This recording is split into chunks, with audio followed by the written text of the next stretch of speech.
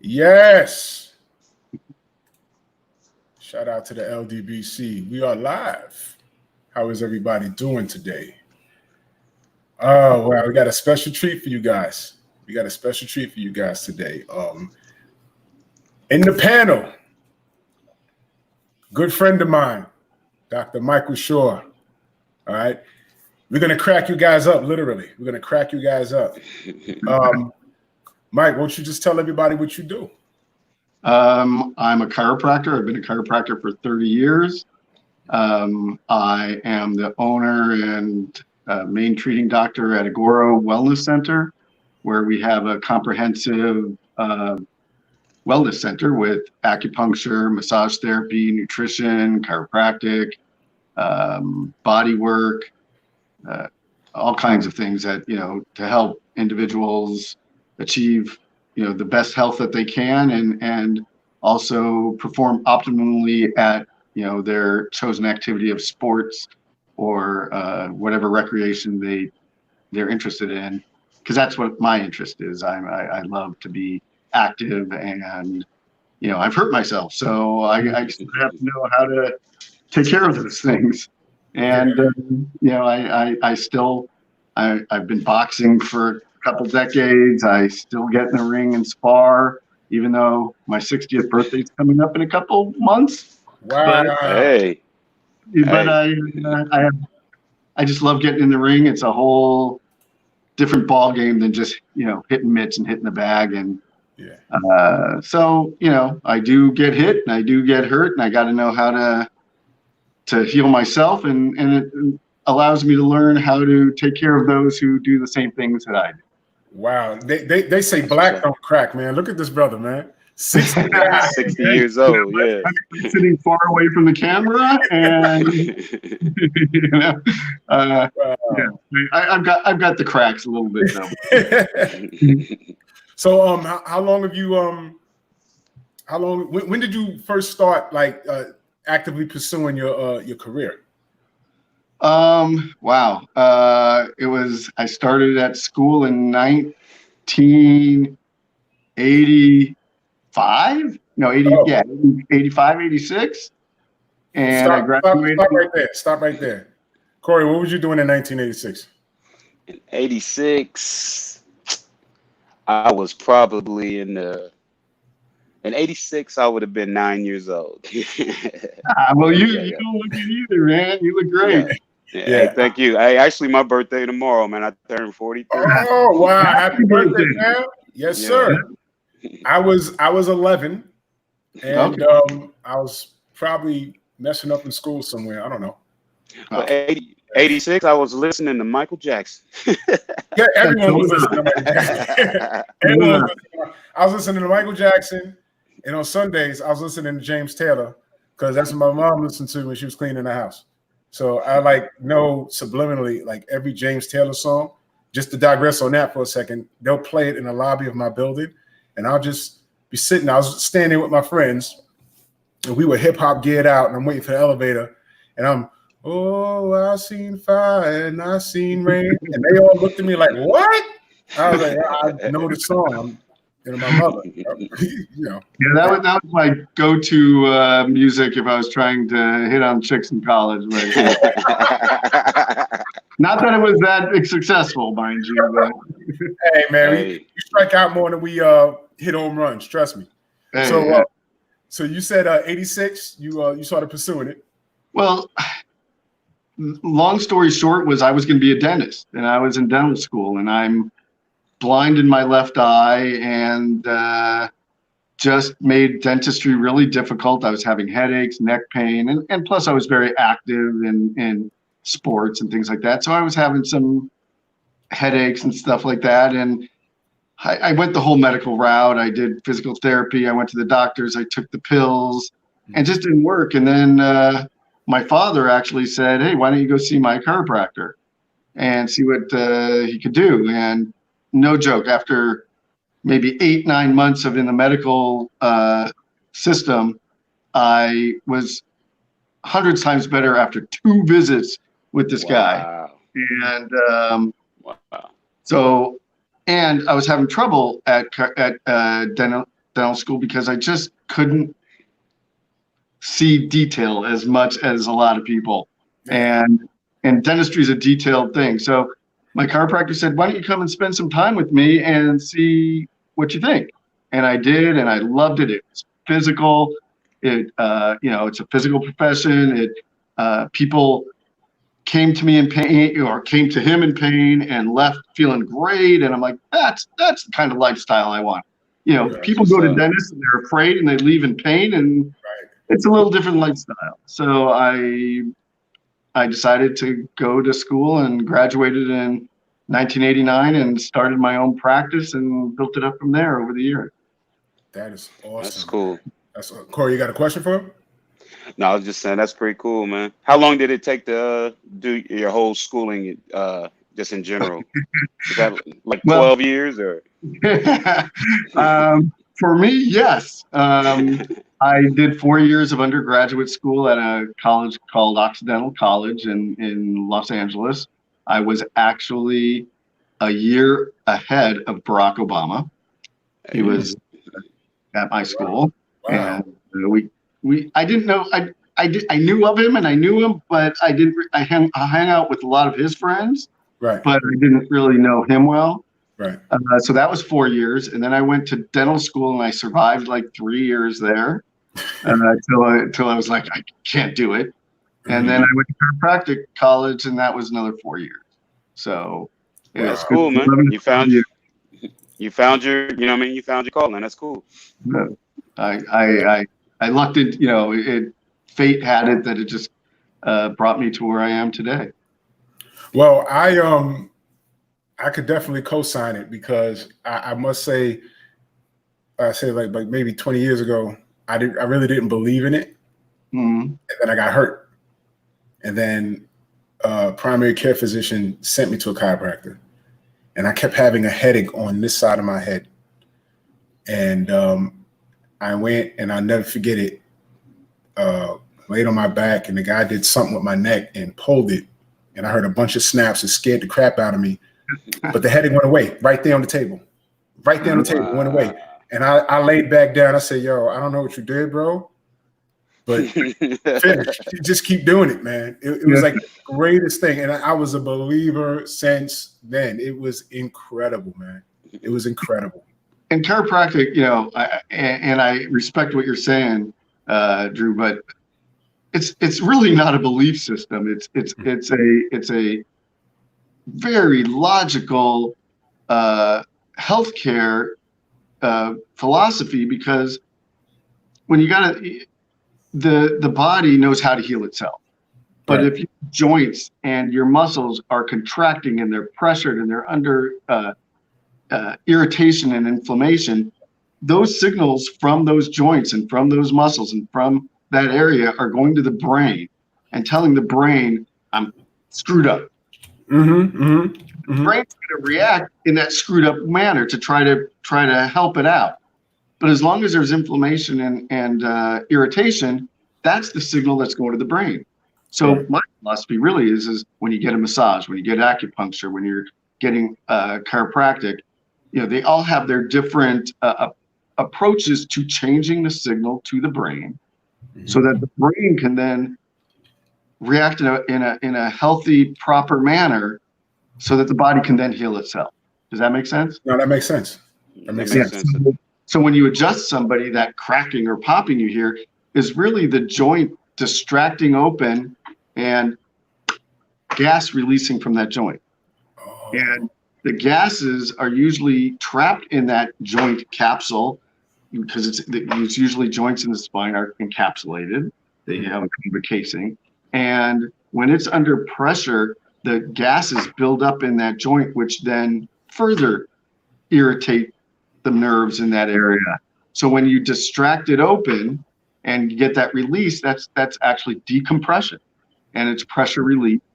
And that's a positive thing, a positive impulse that goes to the brain, and then the brain can go, oh, now I could do something different. I don't have to contract.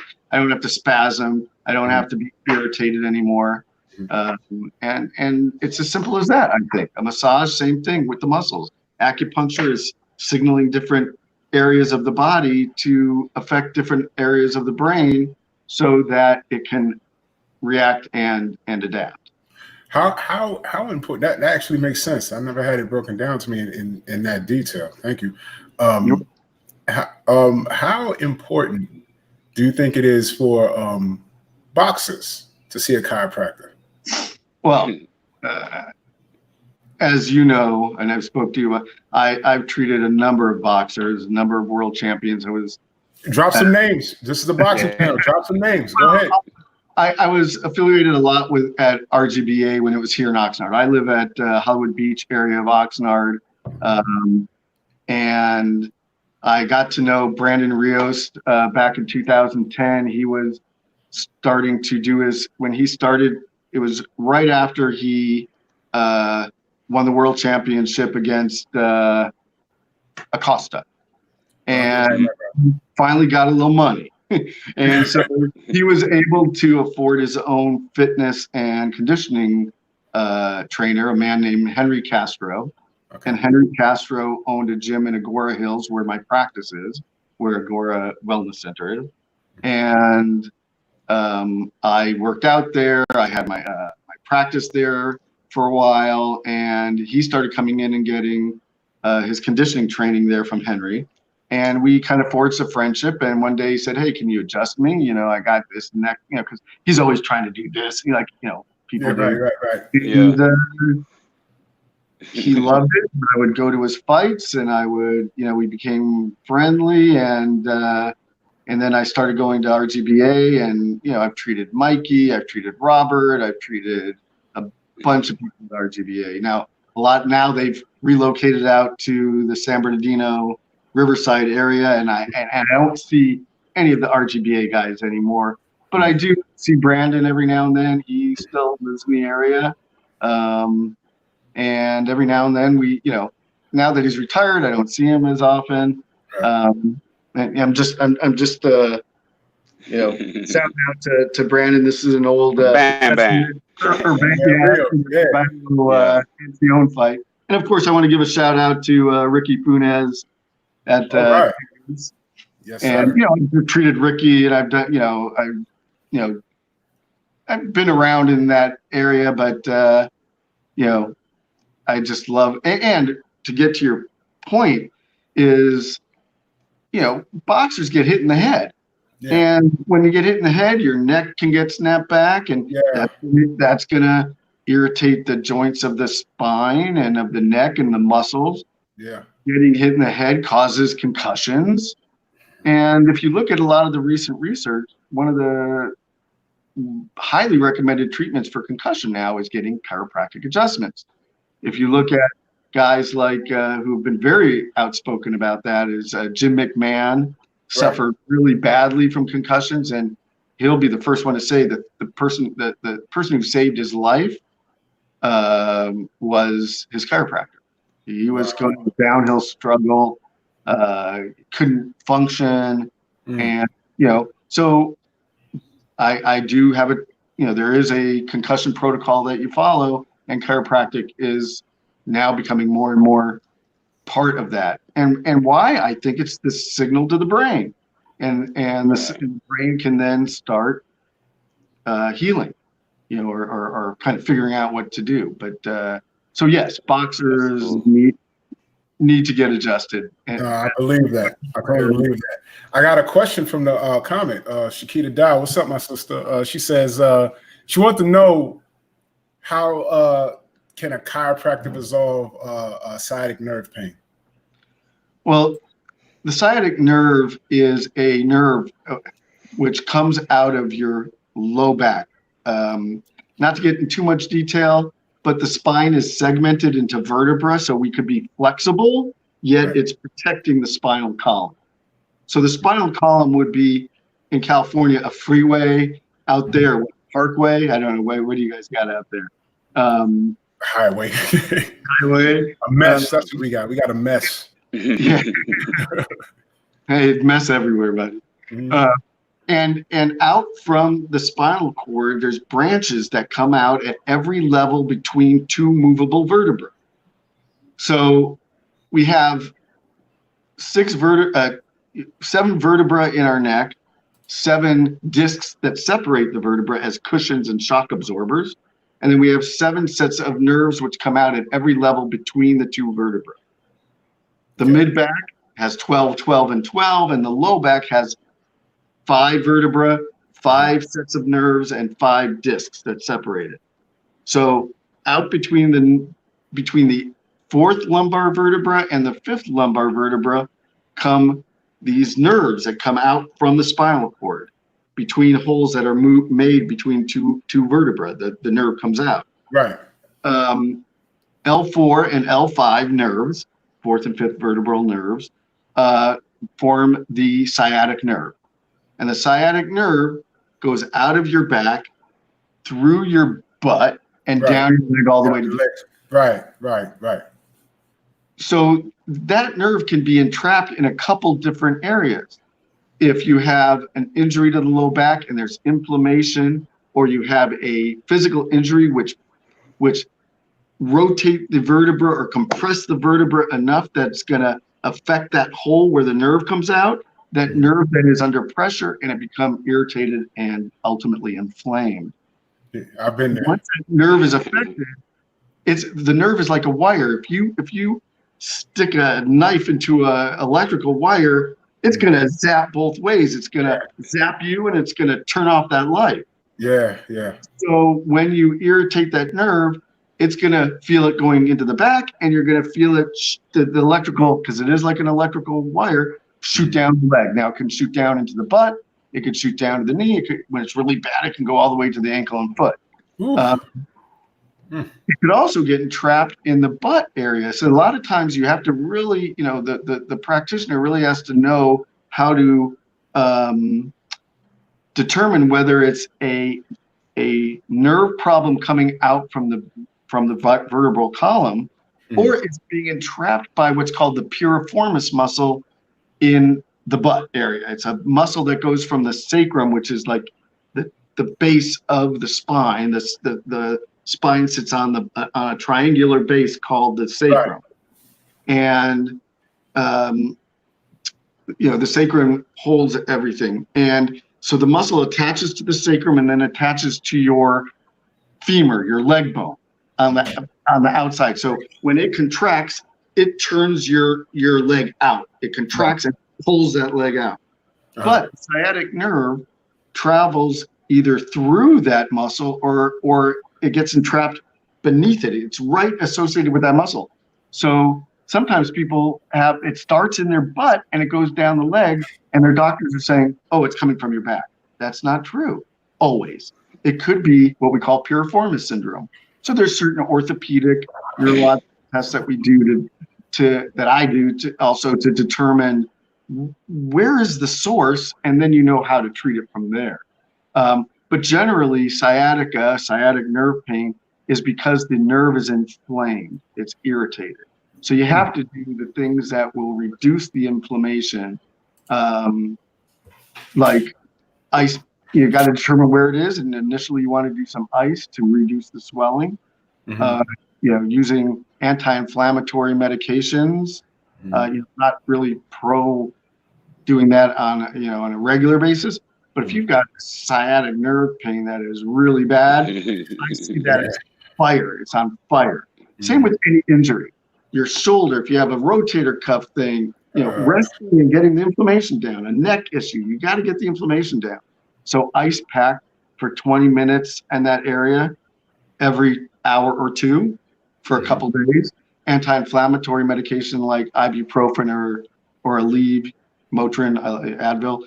Do it as directed for 3 to 5 days. Get that swelling down, not long term.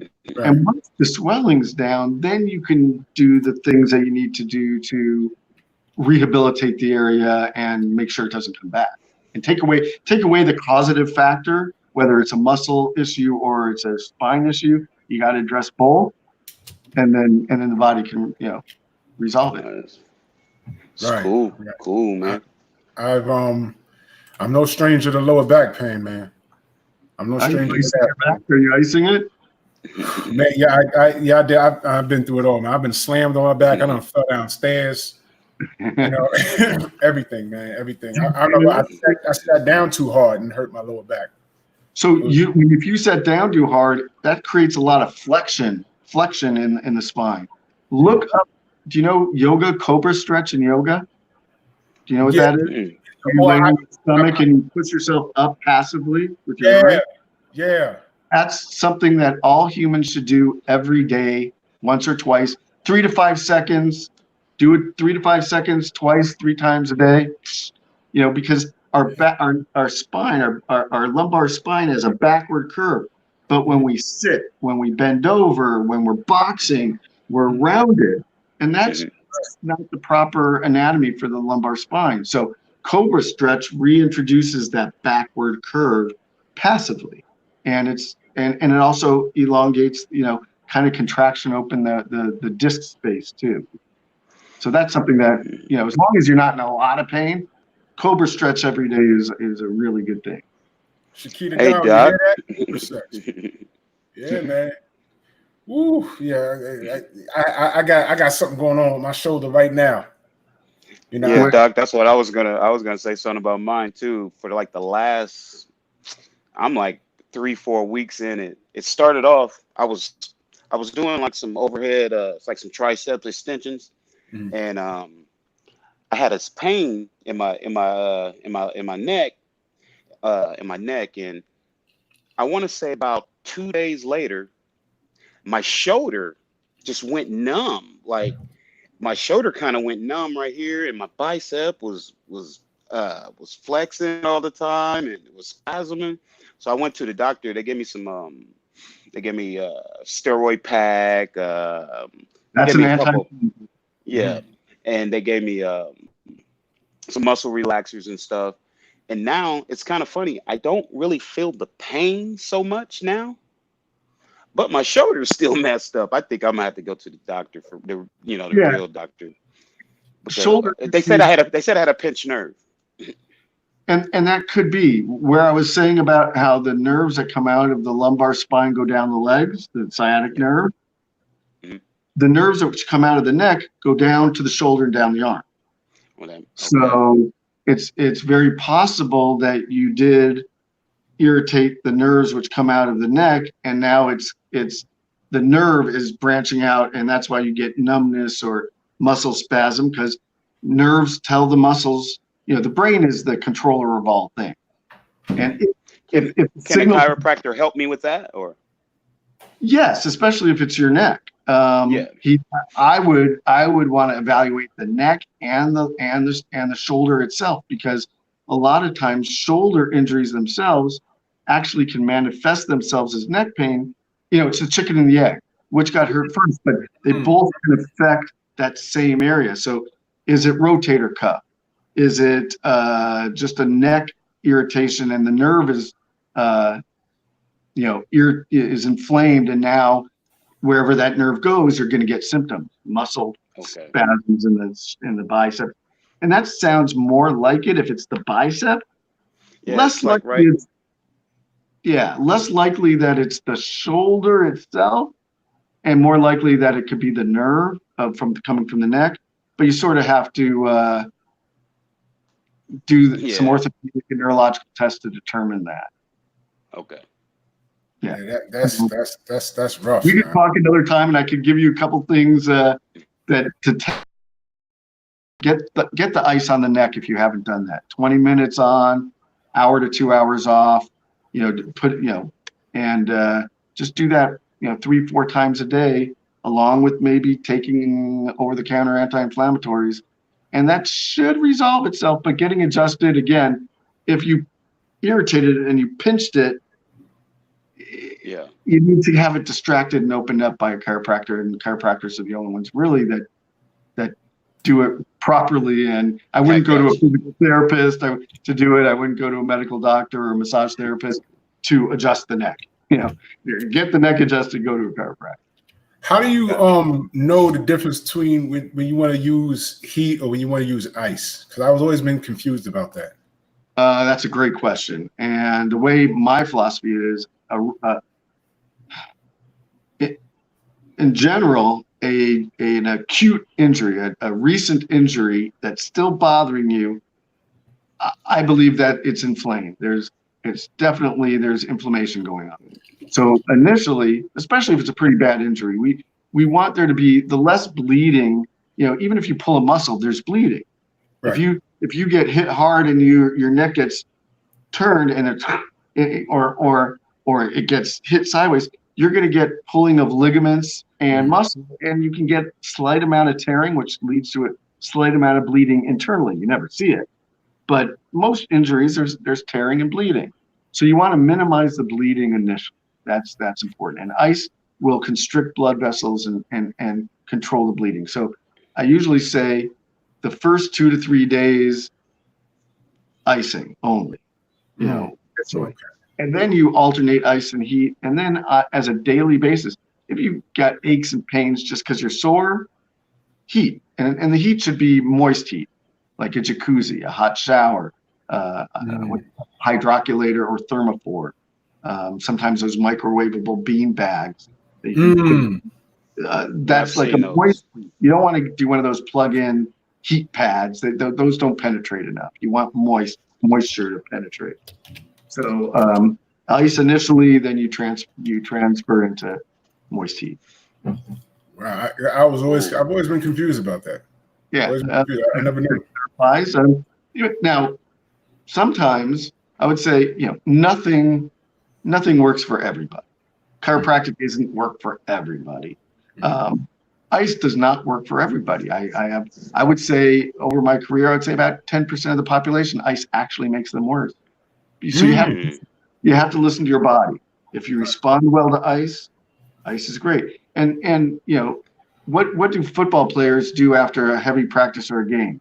They get in ice. Ice, yeah. To control the inflammation. Now one of the things that people do a lot are those cryo tanks. Have you seen those? Yeah. When it gets down to 32 degrees below zero or something. People love that because they say it facilitates and speeds up healing, and the body just responds well to anti-inflammatory. A lot of our acquired diseases are inflammatory disease. Arthritis, anything with an itis is inflammation. Arthro means joint in Latin. Itis means inflammation. Joint inflammation is arthritis. Anything when you have long-term inflammation. Those are two words that are linked together. That's what they mean. The Latin roots. Most medical terms are based in Latin. So arthro in Latin means joint. Is that sort of like I don't know who, man, I forgot where I even learned this. Like the term like mortgage. It comes from mortis, which means death, morbid or something, and gauge, which means grip. So a mortgage is really like a death grip. So that's my problem. Okay. I knew it was something. Yeah, but so any itis, colitis, inflammation of our colon, tendinitis is inflammation of our tendons. Even carditis, arthrosclerosis, all heart disease is an inflammatory process. So anything we could do in our life that reduces overall inflammation is good.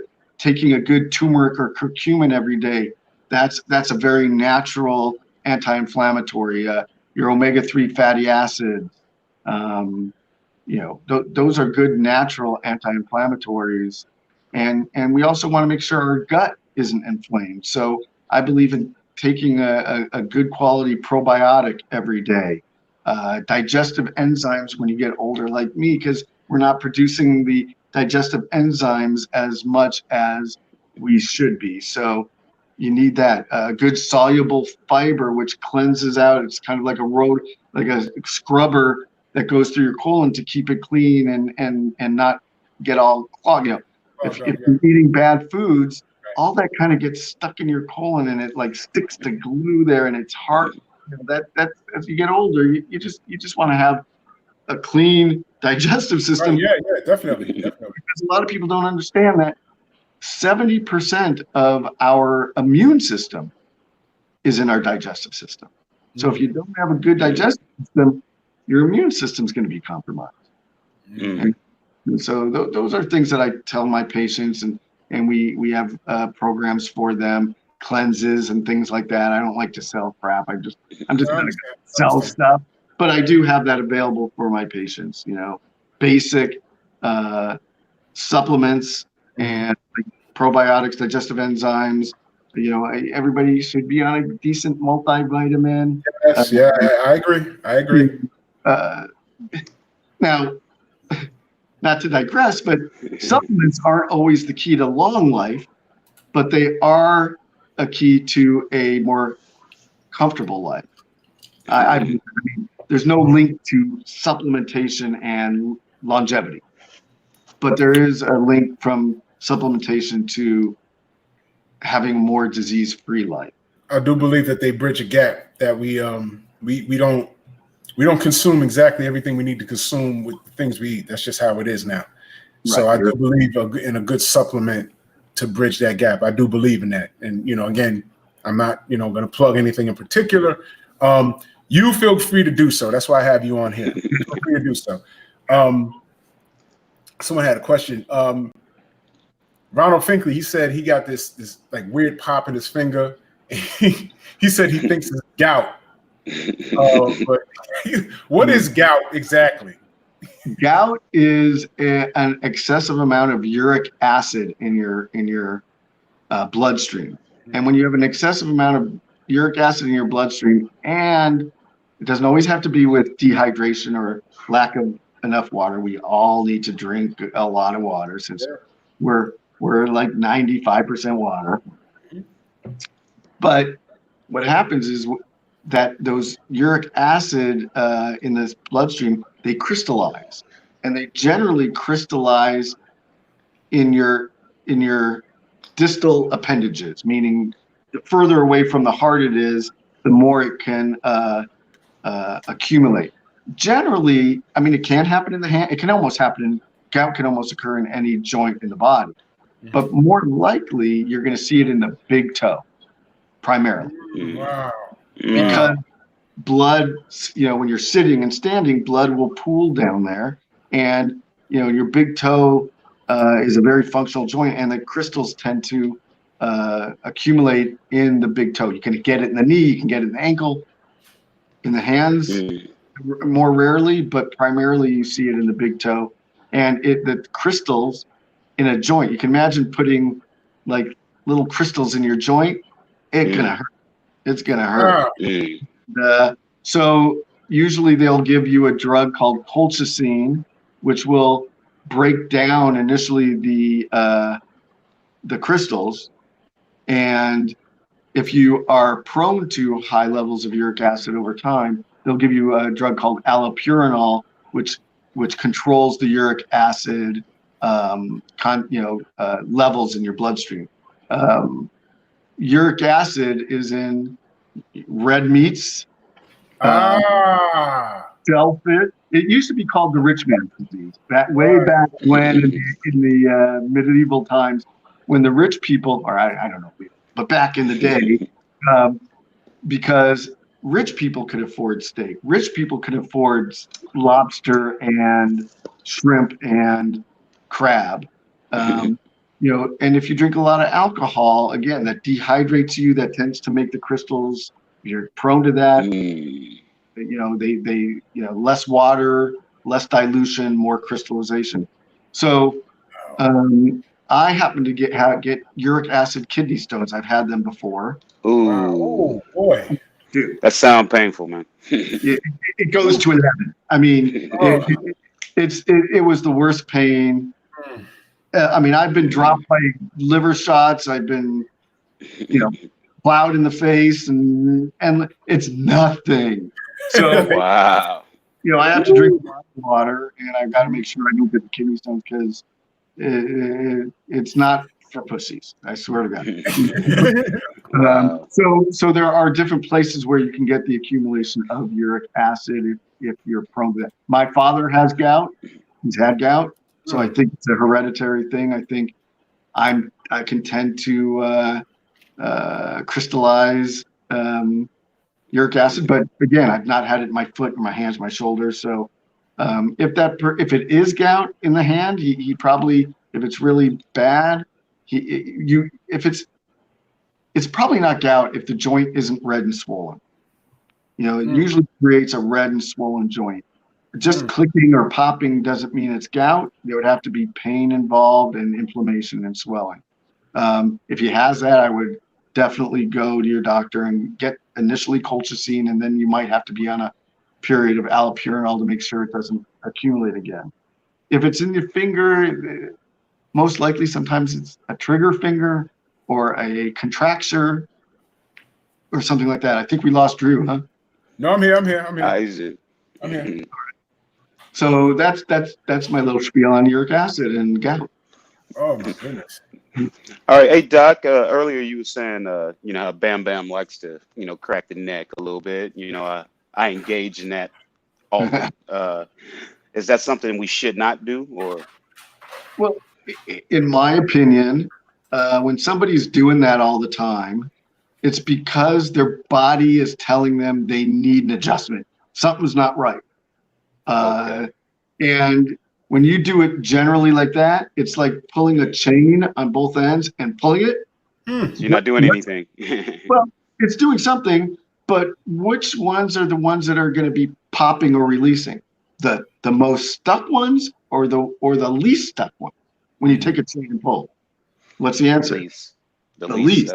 Yeah. You may not be getting, because it's random. It's not specific. You're generalizing. So most likely you're getting the loose ones and creating more instability on the loose ones, but you're not getting the one that needs to be decompressed or moved, or taken care of. So that's what a chiropractor would do. It used to be where I would take 20 minutes with a patient trying to evaluate, like, is the vertebra this way? Is it that way? Is it this? Now it's like I feel it, like it just comes to me now. It's like, I can correct it. Right. But a good chiropractor should be able to assess where the dysfunction is, which is the most dysfunctional joint, and correct it that way. I'm also a chiropractor that doesn't need to go right, left. Oftentimes I don't, because think about it. If your neck or your shoulder is bothering you on that left side, and the neck's bothered on the left side, and it hurts to turn one way, but it's easy to turn the other way. I'm not going to adjust it going into the way it's painful, because the body's telling me that's dysfunction. Right. That is not dysfunction. Right. And your condition is unilateral. So in my opinion, a lot of times the correction is unilateral. I might, if it's better to go this way, I might adjust it that way. And miraculously enough, all of a sudden, like, I could turn both ways better. Why? Because I took care of the proper way to take care of that dysfunctional joint. Wow. So now, that's me. I've learned that over time. Well, I was gonna say, like, for the active guys like Mr. Drew here, who work out, 5, 6, 7 times a week, how often should they, myself included, like, how often do you think we should visit, if we can afford just a normal guy who don't make that much money, but 4 times once a month, like, what's a if you're an active person, how often should you go to the chiropractor? That's an excellent question, and it's kind of I don't mean to be skirting the issue, but it depends on the person. It depends on the activity. I believe everybody should get adjusted about once a month.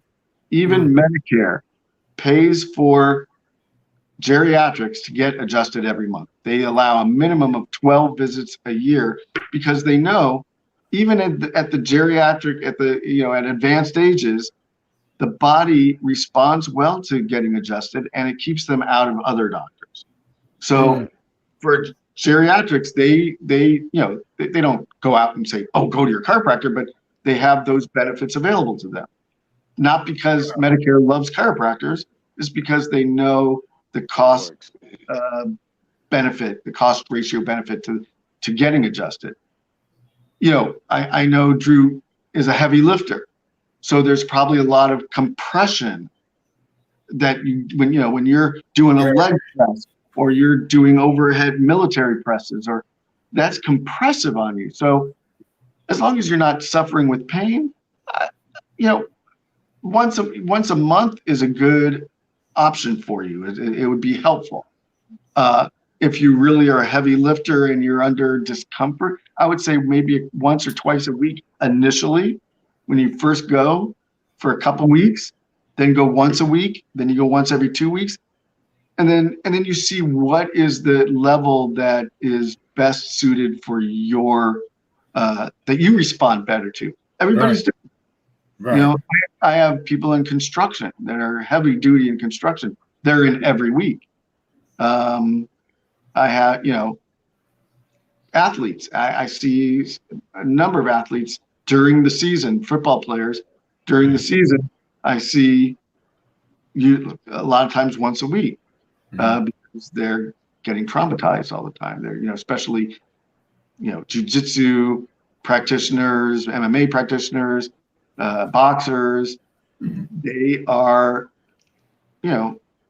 getting their bodies traumatized, and a lot of times one of the ways that the body will respond to trauma is muscle contraction, tightness. We all have tightness, right, and discomfort, and that tightness is a result of the injury. It's the way that the brain will try to protect an area from an injury, and that when a muscle tightens, I'm going to throw out a number, but this maybe isn't exactly accurate, but 98% of all muscles in the body, when they contract, compress joints.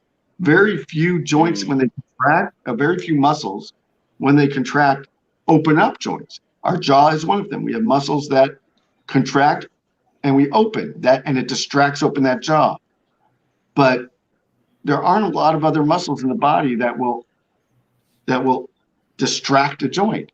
So when muscle spasms or there's an injury, it contracts and it brings joints together, and then there's compression, irritation, inflammation.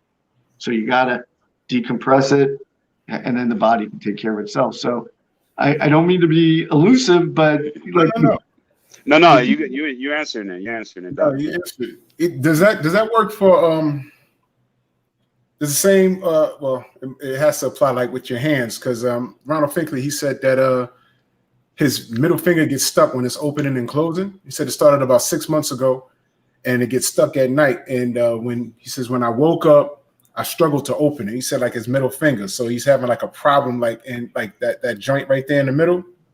That part right out sound like. So he's having a problem with that. I would say not gout. I would mostly say it's what we call a trigger finger. Okay. And that could be either a joint or a tendon issue. Or it could be the beginnings of what we call Dupuytren's contracture. It's when the tendons and the muscles of the hand start tightening and shortening, and it a lot of times affects these fingers. But if it's one particular finger and he doesn't have like tight striations, like you feel the muscles here, like there's rope. Right. It's probably not Dupuytren's. It's probably more of just a trigger finger. And you probably should see an orthopedist. And if it continues, because sometimes those things just don't go away on their own. Sometimes, they have to do physiotherapy, or sometimes, in extreme situations, they kind of have to cut the tendon. Shit. It doesn't. But yeah, and they could do an X-ray. Man, you need your middle finger, man. You need your middle finger for when you drive, especially in New York, man. I have one of my best friends in life is from Brooklyn. He grew up in Canarsie, and we always have arguments on how to like us in California. We do this. Right. You guys do this. Is that correct? Yeah. I never paid attention. Yeah. But I've seen this. I've seen that. Yeah. In California, we do this. And I said, that's because we got balls. but yeah, he won't have any of it. That's hilarious. All right. So I told a couple of people, let people in the panel know the man of the hour, who your neighbor is. Oh, yeah. One of my buddies and my neighbor is Jack Reese, Rep Jack Reese. The referee. Yeah. And he's a really good guy. And he's very approachable. And we've had lunch on a number of occasions, and he works out at the gym, local gym that I work out at. And he's always willing to share with me his experiences of being in the ring with different fighters. Yeah. And he just did, what fight was he just? He just did the other week. Oh boy. Did he do the Devin Hank? Nah, he didn't do Devin. No, it was Piriformis fight. Was it the Lopez fight? Was it? I can't remember, but just the other week. He was just on there. Who was it? Oh, he's done so many. Yeah. He's the man in the hour, man. He did Spence Porter, and he did but the other day, who was it that didn't look that good that everyone was high on and said that, but he'll lose to Garcia or Loma or God, who was it that just fought that just didn't look that impressive? I'm sorry, I'm old, I can't remember. Lopez. Tank. Tank. Tank. Tank. Yeah. We spoke after he was in that fight, and he said, "Oh, that was Tank Gamboa." And on the down low, he said, "Tank has no shot against Lomachenko. He doesn't think so." He's been in the ring with both of them, and he doesn't think. That's the word, man. That's the word. That's why they won't put him in the ring with him. Yo, listen. He's been calling for the smoke, and Tank hasn't responded. So, he don't want it. It sounds like he don't want it. Yeah. Well, this is how I view it. Tank has all the God-given skills. He's got power. He's got speed. He's an excellent fighter. Don't get me wrong. I mean, the guy's got all the tools, but I think he's one of these guys that has a bad head. Like Bronner. I think they think they're better than they are, and they don't improve. I haven't seen improvement in Tank in two, 3 fights, and you can't not keep improving. I mean, Gamboa was old. He couldn't move. He had a torn Achilles. He was still there. He was still there, and do you think it was torn on that level? Because you think the Achilles was like actually. I don't think he had the Kobe Bryant torn Achilles, but I do think that there was some damage there, though. Right, it was obvious damage. Yeah, from what I understand, it was a partial tear, not a full tear. He's not even doing surgery. Right. He's going to rehab. So that tells me that it was a partial tear. Right. But you could see he couldn't. I mean, he was not moving very well, and and I think Tank should have really been able, to impose his will, and he did eventually. But I mean, it just didn't look good to me. No, I hear you. There's some truth to that because, hey, man, Lomachenko been calling for that smoke for the better part of almost 2 years, and Tank hasn't responded. Floyd ain't letting it happen, and I'm like, it's a bad look. It's a bad look for Tank, man. And I think that's the business aspect. You got to keep that kid. The kid has a good following. The kid is making money, and you put him in there with Loma at this point, he might blow it. So I think what Floyd is doing is he's going to be smart. Yeah, that's smart. He's going to wait to Loma have one of those crazy looking nights where he has to like resurrect from the grave, and then Floyd will say, now we got to go get him now. Go get him now. But right now, I mean, he hasn't fought him. I gotta say, I gotta agree with Jack. I gotta agree with him, man, because it doesn't look like he wants it. Yeah, on the other hand, though, Lomachenko's got to fight, man. He's like Triple G. They're getting older, He's not a young man, and there's some big fights out there for him, and I don't see him taking them. I mean, not now. Yeah, I mean, Rigondeaux, come on. I love Rigondeaux. Rigondeaux's old, and he was smaller.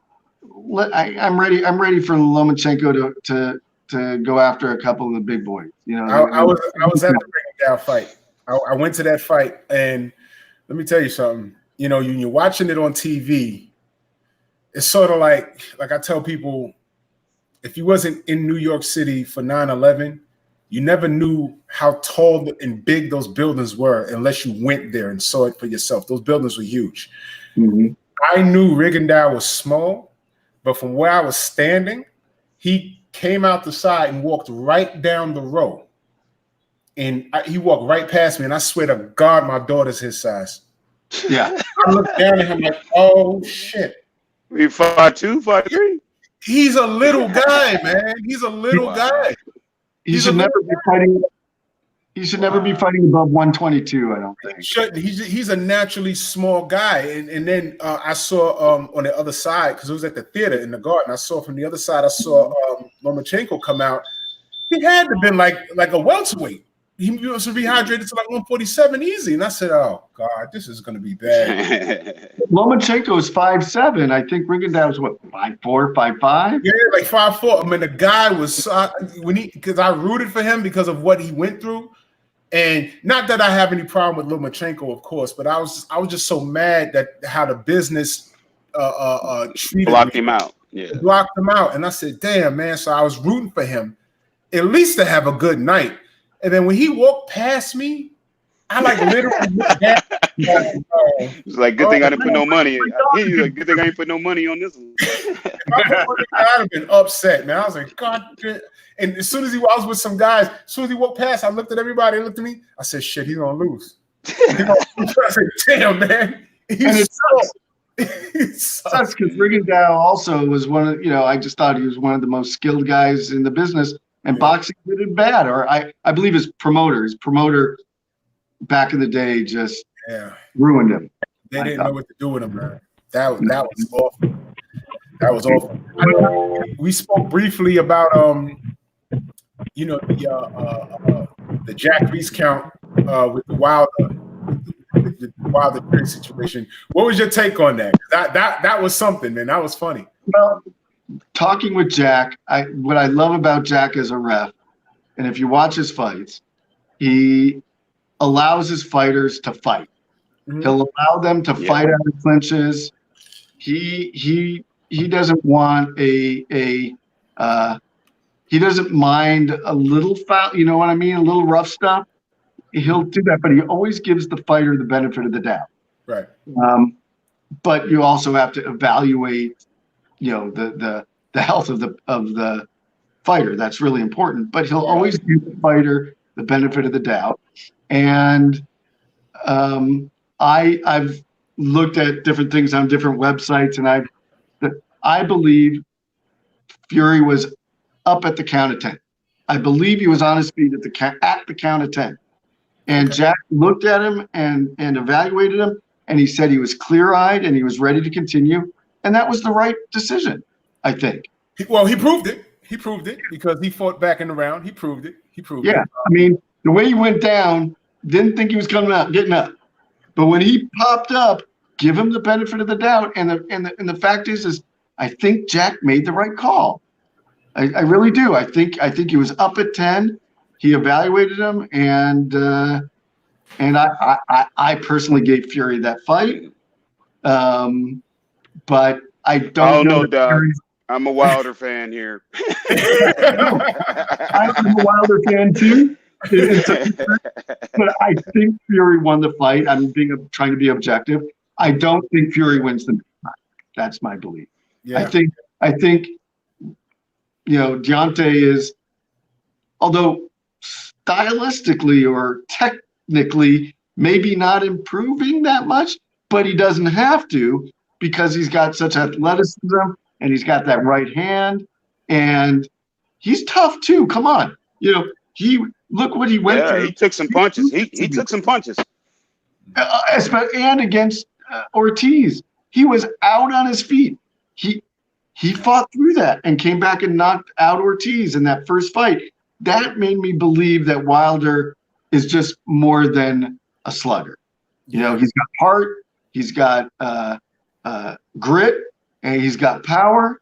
And I don't think there are many heavyweights that are going to beat him. I think Joshua would have to fight him like he fought Ruiz, but it's not gonna work. Wilder's, You don't got no head movement. Wilder's a different animal. You know, Wilder's he's a scary, scary dude, man. He's a scary. Oh, Focus Ball said he was asking why do you think Jack waved off the Loma versus Corolla fight? Because I remember that being somewhat of a topic, because some people said that that Jack waved that off a little too quick, whereas he gave Fury more time to recoup. You know, it's the only thing that I could say is, you know, I wasn't in Jack's head, and I did watch that fight, and I think Jack saw something in Corolla's eyes that he didn't see in Fury's eyes. I mean, you know, when you're right there and you're looking at them, and Jack's had so much experience, he kind of knows when a guy's ready to continue and ready not. And he didn't want to see Corolla get hurt, because he probably would have gotten hurt, I think. Yeah. The difference with Fury, you know, and you know, I'm not gonna, you know, I'm a Wilder supporter. I'm not gonna take nothing away from him. He got up off that mat. You know, some people say it was a long count. You know, Fury admitted that he was unconscious, but he woke up. Some people say that, but it wasn't a long count. I mean, I've seen multiple time things. Yeah. You know, and like I said, give the fighter the benefit of the doubt. He was fighting 12 rounds. And he finished strong. He finished strong. Right. Yeah. I was listening to the interview with him in 78 today. He's not playing in this rematch. He's calling for the knockout early. Wilder's not playing in this rematch. Now, the thing that I'm not like, I noticed some strange behavior out of the Fury camp, which is not new. Strange behavior in Fury sort of goes hand in hand sometimes. Right. He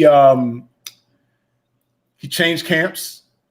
He had somebody go to Wilder's last fight to scout. And to me, that's panic mode. He didn't look good in his last two fights, and he's sort of like he's trying to reinvent the wheel, and that's never a good look. When you're trying to, if you felt you won the first fight, why are you changing? What are you changing? What are you trying to do? So I think that's gonna like hurt him in the long run. What do you think? I agree. You know, I'm not a huge fan of somebody who's successful, and then, you know, and somebody's taken them so far that all of a sudden you're gonna, like Ruiz, looking for maybe a new trainer. Like, why do you need a new trainer? You need to dedicate yourself more. Fury needs to dedicate himself more. It's not ever the trainer's fault, especially if they got you to be a world champion. They know what they're doing to get you to that level. So either you're questioning yourself, in my opinion, or I just don't know what an old dog can learn to be, you know, at that point. Like, what's he gonna learn? Fury's an awkward fighter. He's got skills. He's awkward. He's got a little bit of pop. Accentuate those things. You know, that's what makes him a tough fighter, is his awkwardness. Yeah. And you know, don't go somewhere where you're going to try to change who you are. Like I love Ricky Funes. But when Brandon Rios left Robert for the one fight and went with Ricky, you know, I was there a lot when they were training, and Ricky was trying to make Brandon a more technical fighter. And that just, yes, Brandon needed to be a brawler. There's no doubt. But Brandon's technicality wasn't his issue. In all honesty, I've seen Brandon be an extremely technical fighter. I know you're going to think it's crazy, but in sparring and other things, you know, he was a national amateur champion. He was the Olympic runner-up. he had a stellar amateur career, like 260 wins and 12 losses. The guy knows how to box. Right. But I believe that Robert saw where his strengths were and pushed him towards being an aggressive brawler with a great chin.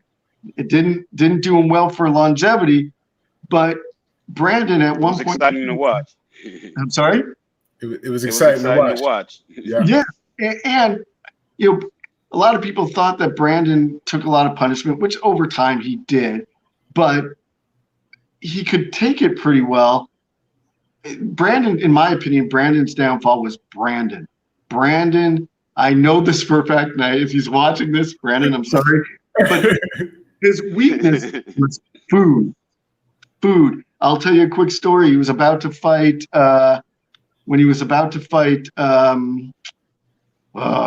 which fight was it? Alvarado? No, it was not. He was always in shape for Alvarado. Yeah, he was. He was in shape. Yeah. The second Alvarado fight was an issue for me of the way he was trained. He believed, and Robert believed, that Alvarado was going to try to knock him out, that because he was knocked out. And so he believed, so they trained to stand there and go toe to toe with the guy. And when Mike started boxing, Brandon didn't have the footwork and the training to cut off the ring because he didn't practice that. And I gave Alvarado the win on that one by a hair. I mean, if you look at their face and you look at the damage, Brandon beat the crap out of Alvarado in that second fight. But I don't think he got the win because he allowed Mike to keep his distance. Right. But other fights, I can't remember. It was 2 weeks before a fight, and he was at training, and the street where I used to work at had a hot dog vendor, and Brandon would come and train and then leave. Well, he trained, and I happened to be coming down the street, and I see him running across the street, ordering hot dogs for his drive home. Like this was 2 weeks before. I'm serious. Absolutely. He could have stayed at 135, 140 and cleaned up and done very well. He allowed himself to blow up. He had no discipline between fights. Wow. And I don't know if you know this for the Bradley fight. They were talking about him fighting Brooke. Kell Brook, right. And he was training his ass off. He was in great shape until the fight fell apart. Aram, that was the end of his time with Aram, and Aram had strung him along, and he was training, and he got fed up. And in June, the fight was off, and he said, "Fuck it," and he just started eating and stopped training. In September, Aram calls him and says, "In 7 weeks, you're going to fight Timothy Bradley for the World Championship in Vegas." And that was at 147. What do you think Brandon weighed at 7 weeks out? 7 weeks out, and he just said, "Fuck it." He was normally 135. So he probably had 147. He was going to fight Bradley at 147. So because he got knocked out by a body shot. So I'm thinking he had to cut weight to make 147. That's all he did, my friend. He weighed 192 going into camp. 7 weeks. 7 weeks. At 5 weeks out, he weighed 190. 5 weeks out. Wow. So he had to lose 43 pounds in 5 weeks. 2 weeks? 5 weeks. He had to lose 45 pounds. So that was a fat camp. There was no time to study, None. Zero. And you're going into the ring against a guy like Timothy Bradley? Now, maybe not the greatest power puncher, but the guy is a phenomenal boxer. Yeah. And Brandon had nothing. He had no muscle tone. He had nothing. He didn't look like he didn't want to be in a ring. I remember looking at his face. He didn't look excited. He wasn't smiling. He didn't look excited to be there at all. I remember that. I was like, what's wrong with him? Yeah, I spoke to his wife right before going into the fight. She was out and we know each other. And I said, "So how's Brandon feeling? How you doing?" And she says, you know, she's like, I don't know, you know, I'm not, she was not confident.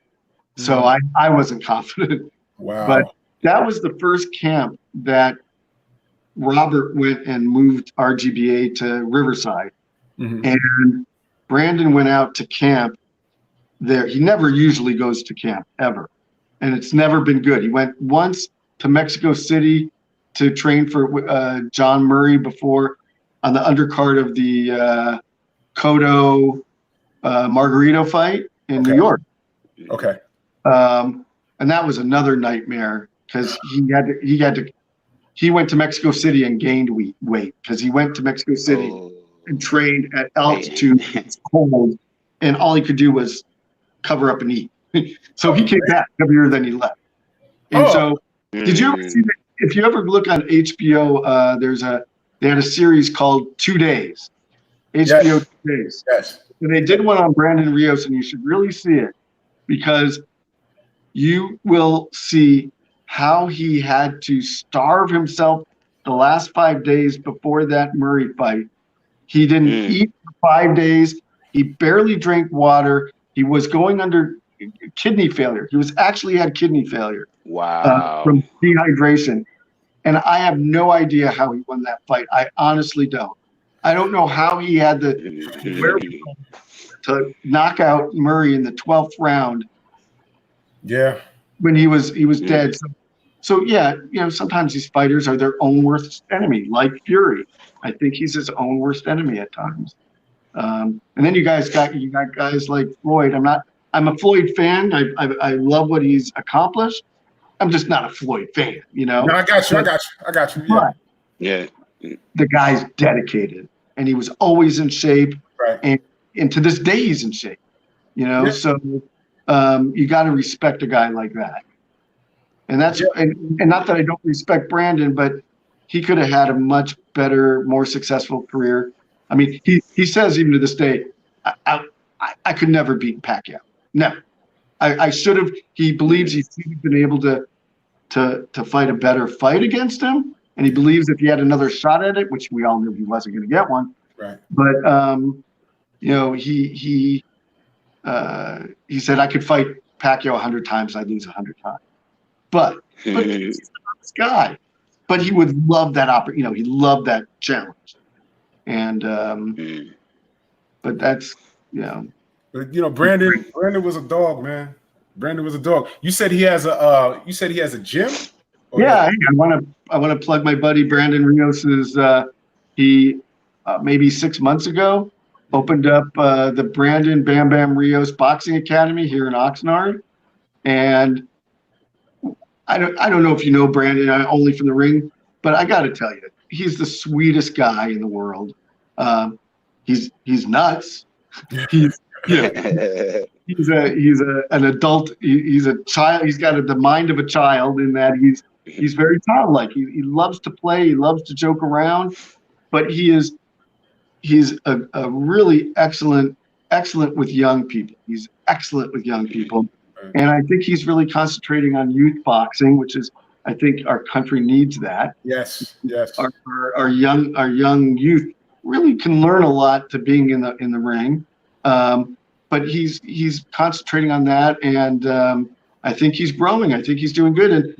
And Brandon's held the mitts for me, and worked with me. And I got to say, he is an excellent teacher with patience, and he knows his technique. He's got it in his head, and he knows how to do it. But not all of us practice what we preach. You know what I mean? I got you. Sometimes people will be better coaches than they are in the actual ring. Like But he's got amazing credentials in the ring. I mean, the guy. Oh yeah. But I mean, he fought some of the best in the world, and gave it his best shot a lot of times, and he was a 2-time world champion. So he not only did it, but now it's his turn to try to take what he knows and pass it on. Like I was saying, how some people are better coaches than they are actual players. I give a prime example of that. I ask people how many championship rings does Phil Jackson have, and they say, well, he got 6 with Chicago, and he got how many with LA? And you know what? They always forget the 2 that he has as a player with the Knicks. That's right. Get that. Right.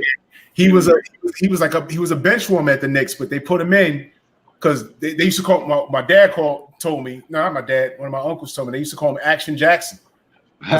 He was the garbage guy. He was the guy they put in to rough people up. Yeah, grab boards and right. box out people and foul them hard. That's right. That's what it was. And it turns out he's a better coach than he was a player. And that's no disrespect to him as a player, but sometimes people are better at one thing than they are the other. Like Magic Johnson was a horrible head coach. Yeah. That was a thing, but yeah. So I want you also go ahead and plug your practice. Again, Agora Wellness Center in Agora Hills. Our phone number is 818-991-3900.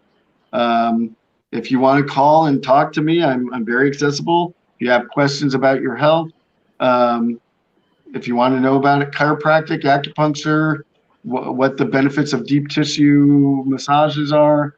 If I do, like I said, I'm not a big seller of stuff, but I work with an excellent, high quality supplementation company. I can get you the supplements through ordering through me. If that's something you want, it's a company called Designs for Health. It's run by all health practitioners, not a medical doctor run company, but you got chiropractors and naturopaths and nutritionists and dietitians who are on the board.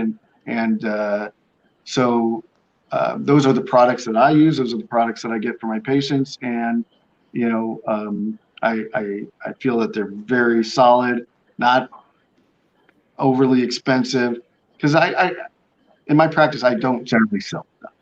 I sell my services and I'm there for my patients, but I'm not there to sell them crap. I hate, I just don't, just don't like that. Right. But thank you for allowing me to do this. Listen, man, thank you, man. Thank you. Listen, I'm on that health kick, man. I remember Drew when we first met. How much did you weigh? My heaviest, I was 384. Yeah, you were pretty big. Yeah. And now what are you? This as of this morning, I am 217. Congratulations, man. Yeah, man. Hey, have you ever taken 2 60-pound dumbbells and say, I lost this? I was squatting with 2 115s just the other day, and I'm like, yo, I was walking around with this, and now I'm doing legs with this. This is crazy. That was you standing up in the chair. Yeah. Yep. And now my knees are better, my ankles are better, my feet are better, breathing's better. I'm down to 1 medication. So I feel like I haven't felt this good, I swear to God, since high school. And I feel really proud of you, and I got to watch it happen over time online, and you've done phenomenal. You look great, and more importantly, you feel great, and that's great. Thank you. Yes, I've been working hard. Corby, tell them how much you used to weigh. I was 346 pounds, 2016, man. And what are you now? Yes, sir. 217. Congratulations. Yeah. You guys are like twins, Yeah, man. Matter of fact, you both shed twins. Yeah. You're each lost a person. That's crazy. Yep. Yeah, Excellent. And just, I've never been that heavy. I'm not a big guy, but when I started boxing, when I was turned like 43, 44, which was 15 years ago. See, my lineage, when I was younger, I was heavy duty into martial arts. I was Tang Soo-Do karate. I started with Chuck Norris back in his first studio. Wow. And then two of his proteges moved out and started their own. The lineage was one of my dearest, well, he passed away now, Bob Burbridge, was middleweight full contact karate world champion. And Brett Gold, they started. And so I've had that lineage through me. I was always better with my hands than my feet. And when I turned 44, I was probably 30 pounds heavier than I am now because I got lazy. I've always been athletic, but then I got lazy and I tried to go to the gym. I can't do what you do, Drew. I can't sit there and I can't run on a treadmill. So I started boxing, and my current trainer is a man named Dale Jacoby, and I hope Dale's watching. Dale is a 11-time world heavyweight kickboxing champion. He still competes in full contact karate at the age of 57. Wow. He used to be Mike Tyson's sparring partner also for I think Trevor Burbick and a couple others. He's a 250-pound monster. But his lineage is, I don't know if you ever remember, do you remember Benny the Jet Urquidez? Benny the Jet, yeah, Benny the Jet. Yeah. So Benny the Jet, Dale was on Benny the Jet's world-class fighting team. And that was over at the Jet Center in the San Fernando Valley here in California. And then Dale, I met up with Dale, and Dale became I said, I need to lose weight. And I always had better hands, and started getting into boxing, 15, 16 years ago, or what is it? I can't remember. But and I started doing well. And the first time he put me in the ring with somebody, I wasn't ready, and I got my ribs broken. I was dropped by a body shot, and my rib broke. And I spent the rest of the time saying, I'm getting that guy back. And that was my goal, and I got him back in the ring. I actually got him to quit. Wow. There you go. No mas. Yeah.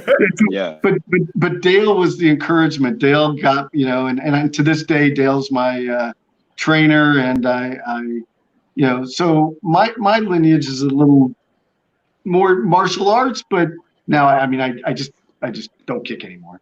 I just like boxing. Yeah, boxing's where it's at, man. Boxing's where it's at. Well, Mike, man, thank you so much, man. Thank you for having me. So much, man. We're gonna have you back too, and anytime, I'm here for you. Jack Reese has become a rock star. So I'm going to talk to Jack and see if he can find a time, and I can hook you guys up. And when I see Brandon, I'll do the same. Yeah, I'd love to talk to everybody. Thank you so much. I really appreciate this, man. I really appreciate this. I'm about to hit you up on the messenger right now, as a matter of fact. So that's the show. Nice to meet you, Corey. Hey, nice to meet you, Doc. I learned a lot from you, man. Yeah, man. Glad I could help.